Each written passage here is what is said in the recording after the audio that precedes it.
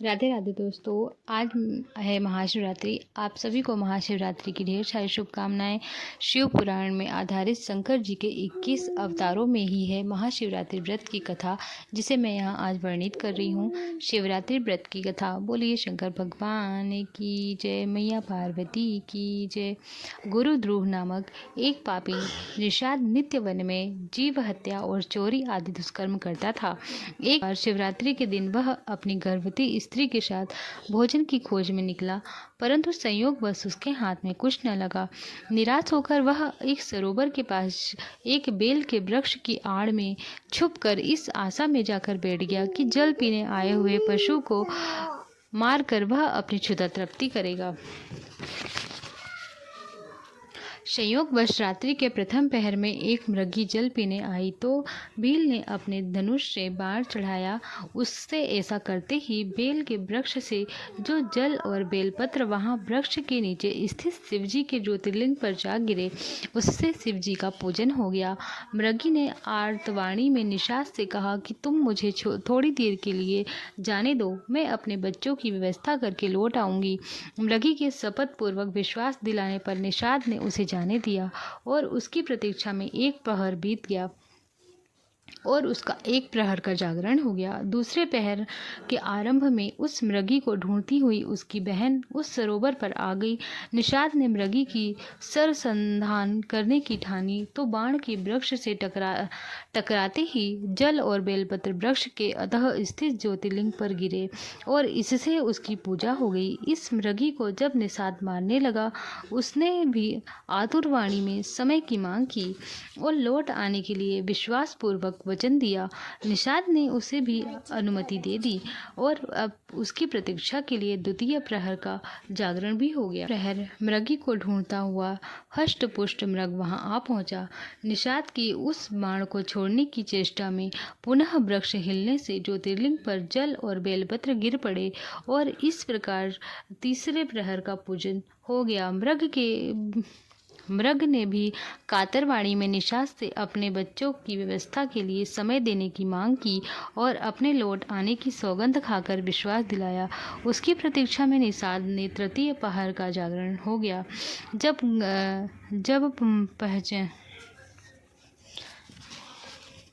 जब उसकी प्रतीक्षा में निषाद का तृतीय प्रहर का जागरण भी हो गया। घर पहुंचने पर तीनों ने एक दूसरे को अपनी एक जैसी कहानी सुनाई तो मृग ने मृगियों को बच्चों की लालन पालन का दायित्व सौंप स्वयं निषाद के पास जाने की सोची। मृगियों ने वैधत्व का असह्य दुख बताते हुए स्वयं भी साथ चलने का आग्रह किया। इधर बच्चे भी माता पिता के पीछे चलते हुए पहुंच गए। चतुर्थ पहर में ज्योति निषाद ने धनुष पर बाण चढ़ाया। उसकी इस चेष्टा से स्वतः ही जल और बेलपत्र शिवजी पर चढ़ने से चतुर्थ पहर का भी पूजन हो गया।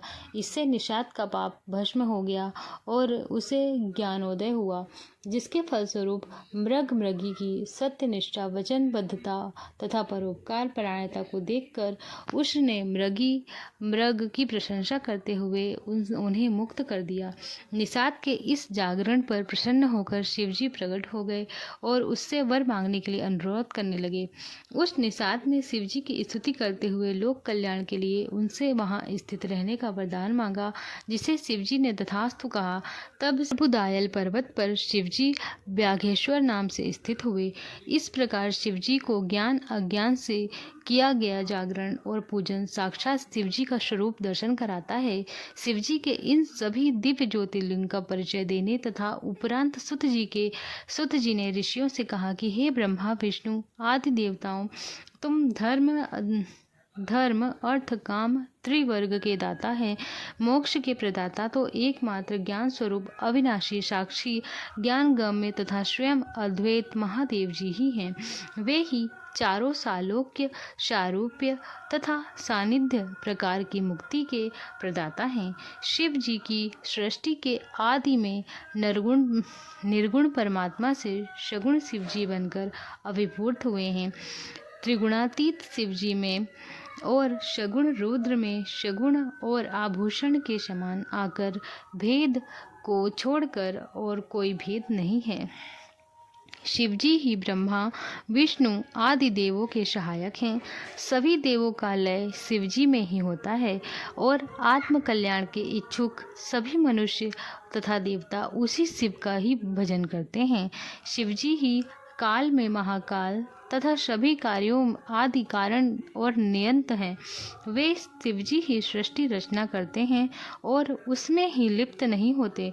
जिस प्रकार जल में अग्नि आदि तेज की परछाई का मान होता है, परंतु वह वास्तव में उसमें प्रविष्ट नहीं है, उसी प्रकार शिव सृष्टि में लिप्त नहीं है।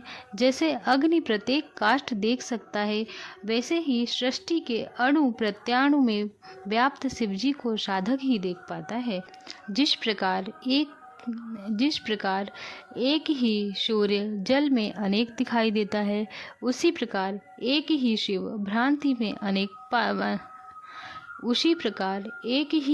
भ्रांति से अनेक भाते हैं। भ्रांति नाश होते ही अभय बुद्धि हो जाती है। अहंकार से मुक्त निर्मल और बुद्धिमान जीव शिव के प्रसाद से शिव तत्व को प्राप्त होता है।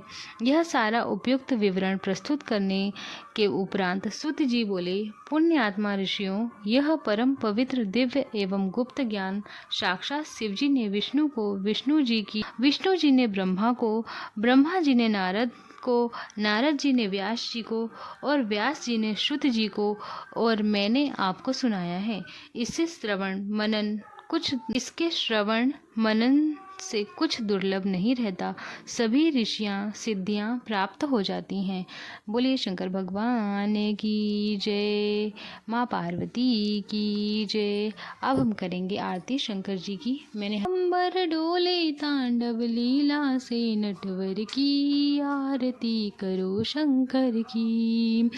फन का हार पहनने वाले शंभु ही जग की रखवाले, सकल चराचर नाचे उंगली पर विषधर की। आरती करो शंकर की, आरती करो हरि हरि की, करो नटवर की भोले शंकर की।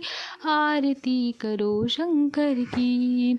जय गंगाधर जय डमरूधर महादेव, जय जय शिव शंकर। जय गंगाधर जय डमरूधर, हे देवों के देव मिटाओ तुम विपदा हर मन की।